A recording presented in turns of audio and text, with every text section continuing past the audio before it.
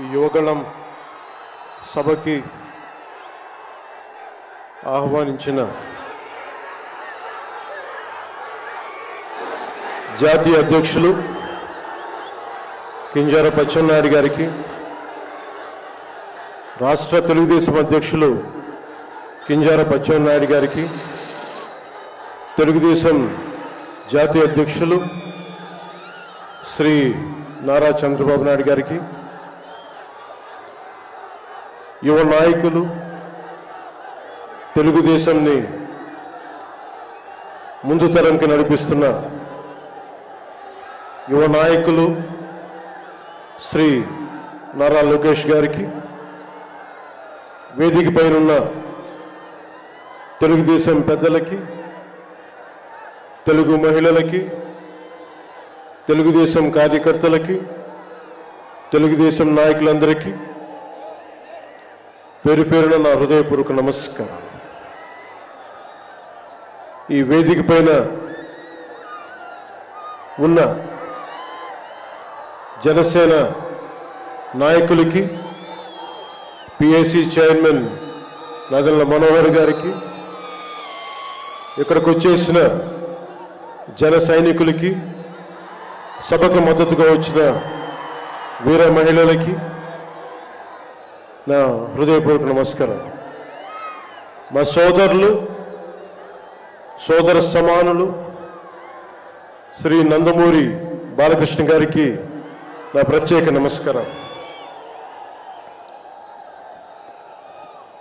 ఈ సభని, యువగళాన్ని సభ ఇలా జరుగుతుంది, నన్ను ఆహ్వానించాలని ప్రతిపాదన వచ్చినప్పుడు నేను నాదెండ్ల మనోహర్ గారికి ఒకటి చెప్పాను.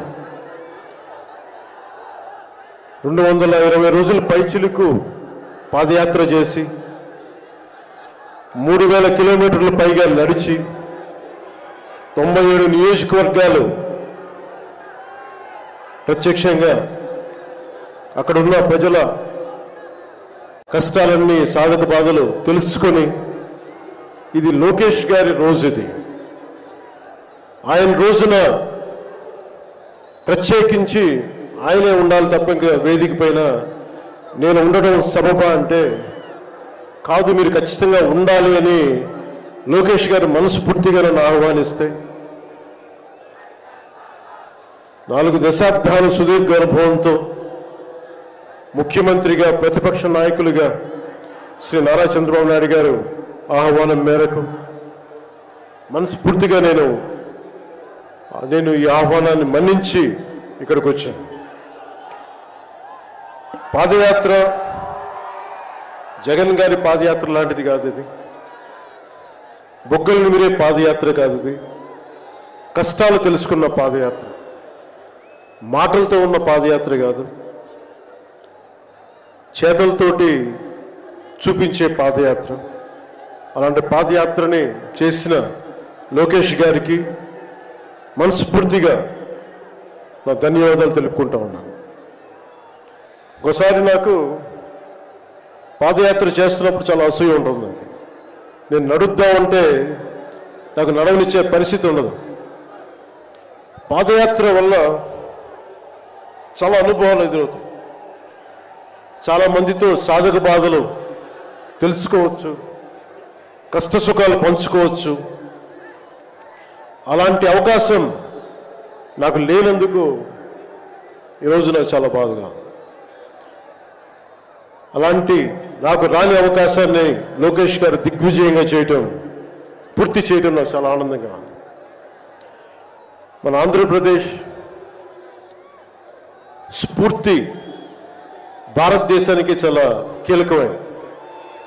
ఈ రోజున భాషా ప్రయుక్త రాష్ట్రాలు ఏర్పడ్డాయి అంటే పుట్టి శ్రీరాములు గారి బలిదానం, త్యాగ ఫలితం.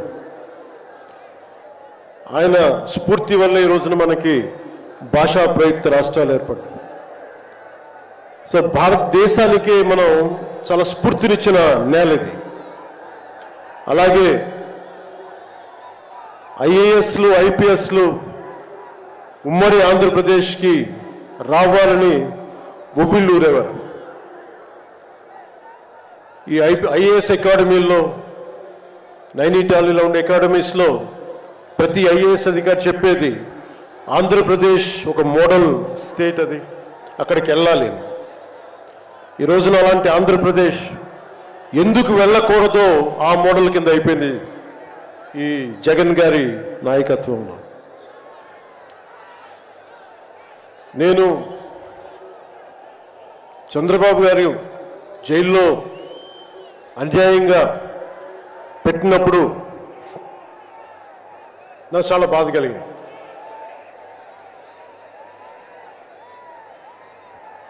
కష్టాలు చూసిన వాడిని, కష్టాలు దగ్గరగా పెద్దల నుంచి చిన్నప్పటి నుంచి చూసిన వాడిని, కష్టాలు అనుభవించిన వాడిని, ఓటమి వచ్చినప్పుడు ఒంటరితనం ఎలా ఉంటుందో తెలిసిన వాడిని, ముఖ్యంగా శ్రీ నారా చంద్రబాబు నాయుడు గారి కుటుంబ సభ్యులు వేదన అర్థం చేసుకున్నవాడిని, శ్రీమతి భువనేశ్వరి గారి బాధని దూరం నుంచే అర్థం చేసుకున్నవాడిని. నేను ఏమి ఆశించి మద్దతు ఇవ్వలేదు.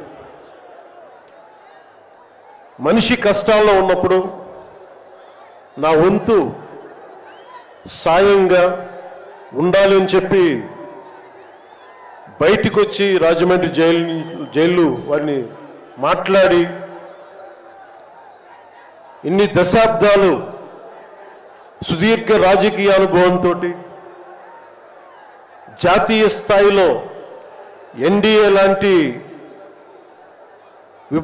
దీనికి పక్షానికి చాలా కీలకమైన బాధ్యతలు వహించిన వ్యక్తి, ఆయన్ని జైల్లోకి అన్యాయంగా పెట్టడం చాలా చాలా బాధ కలిగించింది. కాంగ్రెస్ నాయకులు చేసిన తప్పుకి సోనియా గాంధీ గారు పెట్టారు జగన్ గారిని జైల్లో. ఆ కక్ష చంద్రబాబు గారి మీద చూపించడం చాలా అవివేకం. ఇలాంటి పరిస్థితుల్లో రాష్ట్ర విభజన జరిగినప్పటి నుంచి 2014 నుంచి విభజన జరిగినప్పటి నుంచి ఈ రోజున హైదరాబాద్ రాజధాని ఆంధ్రప్రదేశ్కి తెలంగాణకి ఉమ్మడిగా అభివృద్ధి చేసిన రాజధాని. మనకి రాజధాని లేకుండా విభజన జరిగి సరైన పంపకాలు లేకుండా విభజన జరిగి ఇలాంటి కష్ట సమయంలో నేను ఆ రోజున తెలుగుదేశం పార్టీ, భారతీయ జనతా పార్టీకి సంయుక్తంగా నేను పోటీని విరమించుకొని మరీ మద్దతు ఇచ్చాను. దానికి కారణం కూడా ఒక దశాబ్దం పాటు ఒక పార్టీని నడపాలి అంటే చాలా బలమైన అనుభవం ఉండాలి. కూర్చొని అనుభవంతో భవిష్యత్తులో పార్టీ చాలా అవసరం అని చెప్పి నేను ఒక దశాబ్ద కాలం పాటు ప్రత్యక్ష రాజకీయాల్లో ఉందాం అని ఆలోచించి ఆ రోజున తెలుగుదేశం పార్టీకి మద్దతు తెలిపాం. ప్రభుత్వం వచ్చింది ఆ రోజున. దురదృష్టవశాత్తు చిన్న అభిప్రాయ భేదాలు కావచ్చు, కమ్యూనికేషన్ గ్యాప్ వల్ల కావచ్చు 2019లో అది ముందుకు తీసుకెళ్ళలేకపోయాం. ఆ తీసుకెళ్ళలేని లోటు, దాని తాలూకు రియాక్షన్ వైఎస్ జగన్ ప్రభుత్వం వచ్చేసింది.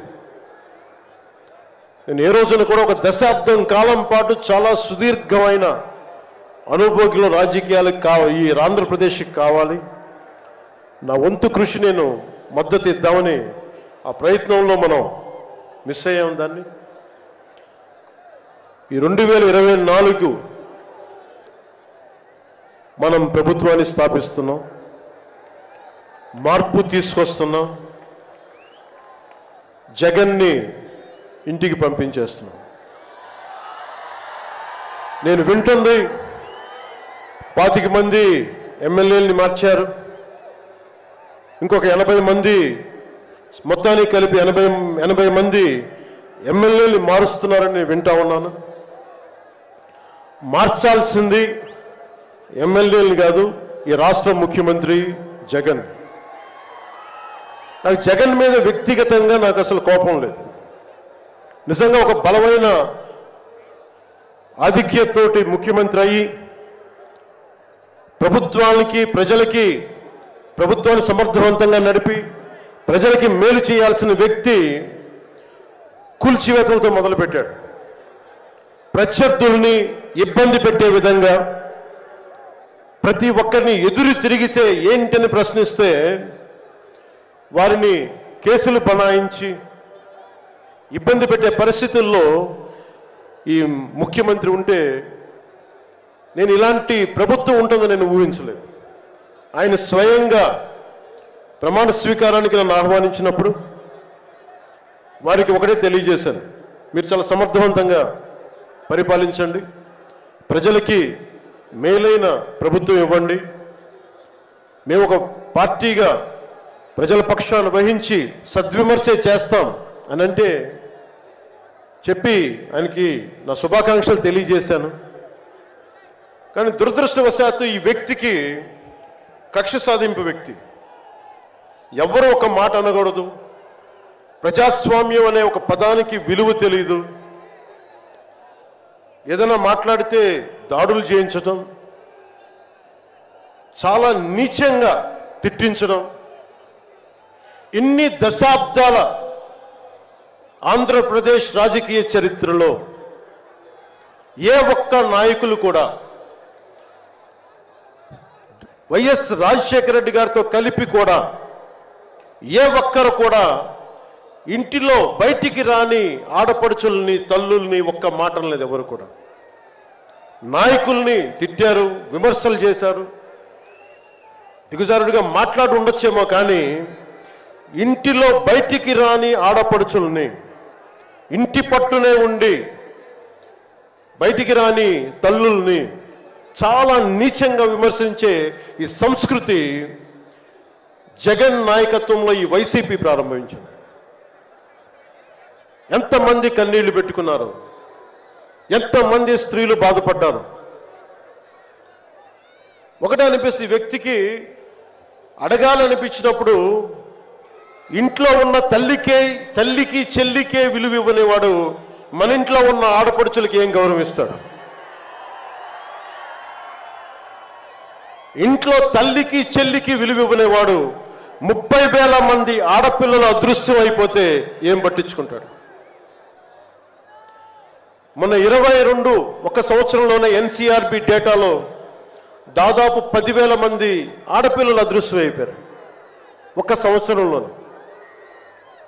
నేను మాట్లాడుతున్నప్పుడు డేటాతోటే మాట్లాడతాను. 2.5 సంవత్సరాల క్రితం వైసీపీ వాలంటీర్ వ్యవస్థలోని కొంతమంది ఒంటరి మహిళల మీద, ఆడపడుచుల మీద డేటా సేకరిస్తున్నారు.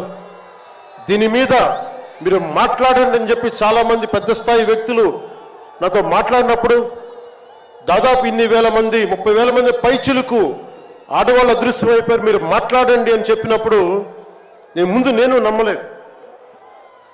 కానీ డేటా తెప్పించుకొని చూస్తే నేను గళమెత్తినప్పుడు వైసీపీ వాలంటీర్ వ్యవస్థ మీద ఆ రోజున ప్రత్యేకించి చెప్పాను, యువతకి ఉద్యోగాలు వస్తే చాలా ఆనందించేవాడిని.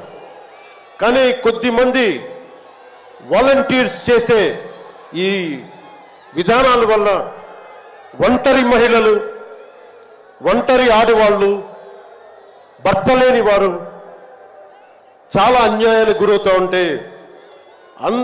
అన్నింటికి తెగించి నేను ఎప్పుడు గొంతెత్తినా ఓట్లుని బేస్ చేసుకొని మాట్లాడను, మార్పుని బేస్ చేసుకొని మాట్లాడతాను, మార్పుని ఆధారం చేసుకొని మాట్లాడతాను.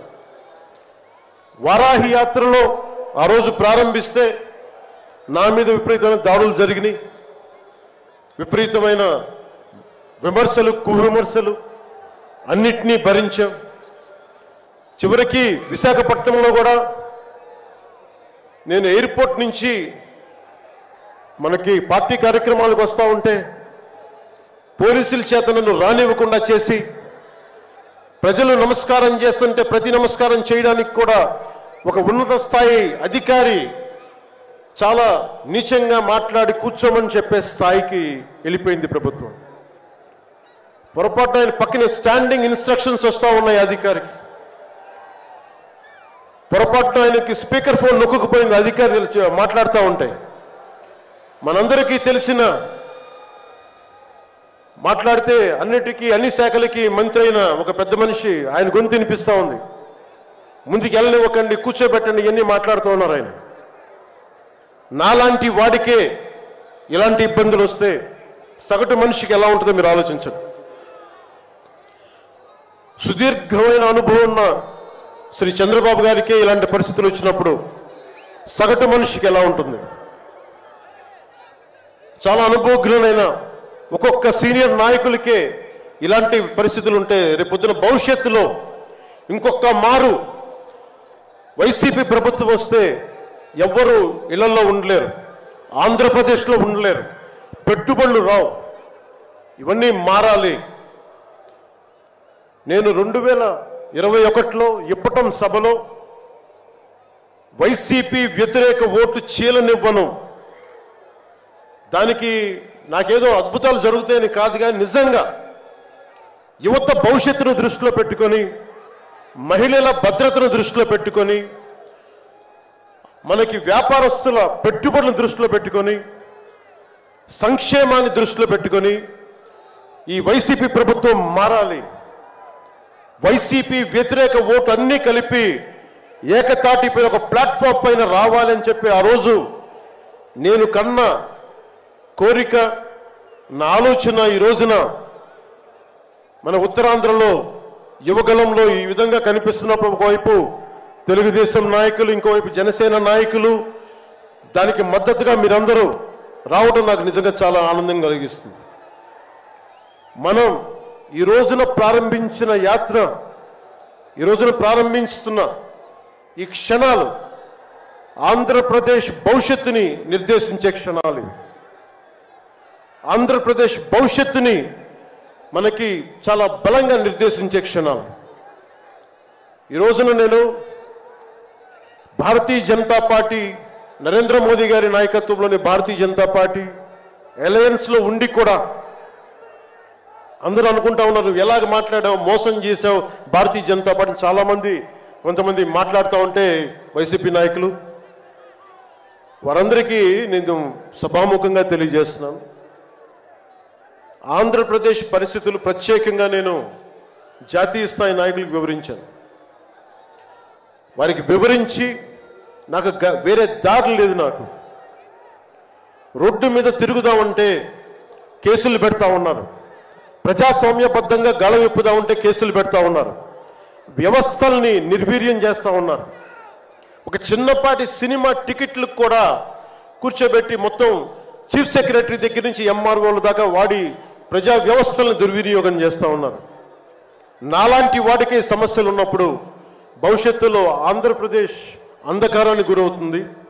దయచేసి మీరు ఈ గఠబంధన్ని, ఈ పొత్తుని మీరు మనస్ఫూర్తిగా మీ బ్లెస్సింగ్ కావాలి అని చెప్పి నేను అమిత్ షా గారికి తెలియజేశాను. వారు ఎంతవరకు ఒప్పుకుంటారో నాకు తెలియదు, కానీ నా మొదటి ఆఖరి ప్రయత్నం కూడా ఆంధ్రప్రదేశ్ భవిష్యత్తు బాగుండాలి అంటే ఎక్కడి నుంచి మనుషులు రారు, మన భవిష్యత్తుని మనమే నిర్మించుకోవాలి, మనమే కొట్లాడాలి. అలాంటి ఆంధ్రప్రదేశ్ భవిష్యత్తుకి వైసీపీకి నాయకులు అందరని చెప్పట్లేదు, కానీ గూండాగర్దీ చేసేవాళ్ళు, క్యారెక్టర్ అసాసినేషన్ చేసేవాళ్ళు, ఆడపడుచుల్ని అగౌరవపరిచేవాళ్ళు, వీరందరికీ సభాముఖంగా చెప్తున్నాం, ఇది ఈ రోజున మేము ఎన్నికల పొత్తు చాలా కీలకమైంది. మనం కనుక ఈ పొత్తు పెట్టుకోకపోతే భవిష్యత్తులో రోడ్ల మీదకొచ్చి కర్రలు కత్తులు పట్టుకొని వైసీపీ గూండాలతో కొట్లాడాల్సి వస్తుంది. నేను కేంద్రంలో ఇదే చెప్పాను. ఈ రోజున కనుక మనం ఈ పొత్తును పెట్టుకోకపోతే నాతో సహా వైసీపీ గూండాలని ఎదుర్కోవడానికి ఒక కర్రో కత్తో పట్టుకొని మేము కూడా రోడ్ల మీదకి వచ్చి మేము వీధి గొడవలు క్రియేట్ చేసుకు మేము రక్షించుకోవాల్సి వస్తుందని చెప్పి నేను ప్రత్యేకించి కేంద్ర నాయకత్వానికి చెప్పాను. ఎందుకంటే భవిష్యత్తులో ఇంకొకసారి వైసీపీ వస్తే నేను 2019లో కూడా చెప్పాను, ప్రతి కొండని కోనని వీళ్ళు దోచేసుకుంటారని. వీరికి ప్రజాస్వామ్యం మీద గౌరవం లేదు వీరికి. అందుకని ప్రత్యేకించి ఈ పొత్తుని సాధ్యమైనంత ఎక్కువ కాలం ఉంటే ఆంధ్రప్రదేశ్ భవిష్యత్తు నిలదొక్కునే వరకు ఇది ఉండాలి పొత్తుని మనస్ఫూర్తిగా నేను ఆకాంక్షిస్తున్నాను. నేను భవిష్యత్తు నేను కూర్చునేది రోడ్లు కానీ సోదరులు లోకేష్ గారు చెప్పారు, జనసేన ఆలోచన విధానంతో మేమందరం మాట్లాడుకున్నాం. భవిష్యత్తులో ఉమ్మడి మేనిఫెస్టో కూడా రిలీజ్ చేస్తాం. దాంట్లో ముఖ్యంగా నేను చెప్పదలుచుకుంటుంది ఇన్ఫ్రాస్ట్రక్చర్, రోడ్లు కానీ హెల్త్ కేర్ కానీ, primary health care centres, secondary health care centres, tertiary health care centres, అలాగే మనకి యువతకి ఉపాధి అవకాశాలు, గవర్నమెంట్ ఎంప్లాయీస్కి సిపిఎస్ రద్దు మీద ఎలాంటి నిర్ణయం తీసుకోవాలి, రెబీరో గారు పెట్టినట్టుగా పోలీస్ రిఫార్మ్స్ ఇంప్లిమెంటేషన్, అలాగే టీచర్లకి ఉద్యోగాల భర్తీ, రైతులు, కౌలు రైతులు, ఉద్యానవన రైతులు, సెరికల్చర్ రైతులు, ఆక్వా రైతులకి లాభసాటిగా ఎలా ఉండాలి, ప్రభుత్వ పాఠశాలలు, సంక్షేమ హాస్టల్ స్థితిగతుల్ని ఎలాగ మార్చాలి, అంగన్వాడీ కార్యకర్తలకు ఎలాగ ఉండాలి, అండగా ఉండాలి, పంచాయతీల్ని ఎలా బలోపేతం చేయాలి, మత్స్యకారులకి, గిరిజనులకి, దళితులకి ఎలాంటి పథకాలుంటే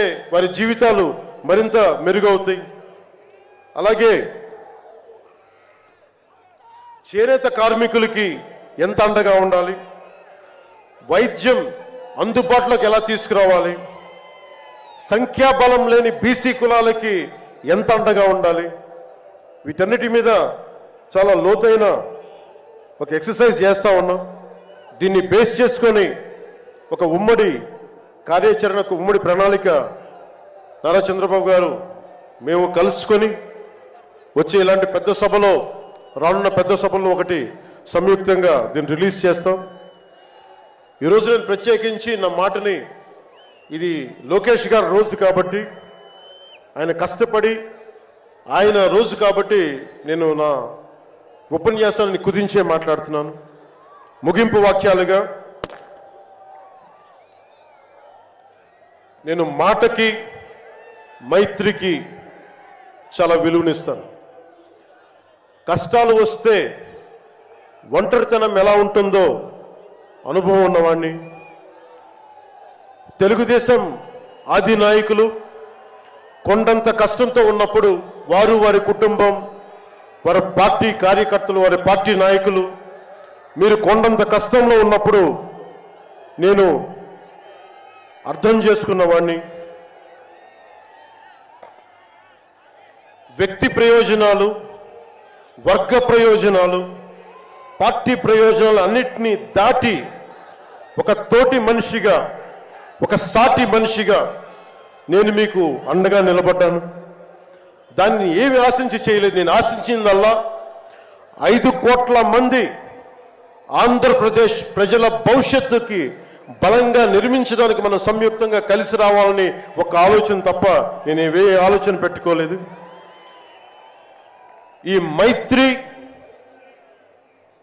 ఈ స్ఫూర్తి అందరూ సమిష్టిగా వచ్చే చాలా సంవత్సరాల వరకు దీన్ని కాపాడుకోవాలని ఆశిస్తూ నా ఉపన్యాసాన్ని ముగిస్తున్నాను. మీ అందరికీ పేరు పేరున ధన్యవాదాలు తెలుపుకుంటూ, ఇందాక లోకేష్ గారు చెప్తున్నట్టుగా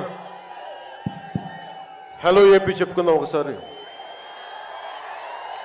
హలో ఏపీ, హలో ఏపీ. వైసీపీకి బాయ్ బాయ్ చెప్తాం. మన ప్రభుత్వాన్ని స్థాపించుకుందాం, భవిష్యత్తు నిర్మించుకుందాం అని తెలియజేసుకుంటూ మీ అందరికీ పేరు పేరున ధన్యవాదాలు తెలుపుకుంటూ తెలుగుదేశం జనసేన మైత్రి వర్ధిల్లాలి, ఇది చాలా అద్భుతంగా సాగాలని మనస్ఫూర్తిగా కోరుకుంటూ దీనికి బీజేపీ అధినాయకత్వం సంపూర్ణమైన ఆశీస్సులు అందజేస్తారని మనస్ఫూర్తిగా ఆకాంక్షిస్తూ సెలవు తీసుకున్నాను. జై హింద్. పవన్ కళ్యాణ్ గారి నాయకత్వం, పవన్ కళ్యాణ్ గారి నాయకత్వం, పవన్ కళ్యాణ్ గారి నాయకత్వం. ధన్యవాదాలు పవన్ కళ్యాణ్ గారు. తరువాత సభ నడిపించవలసిందిగా పయ్యాల కేశవ్ గారి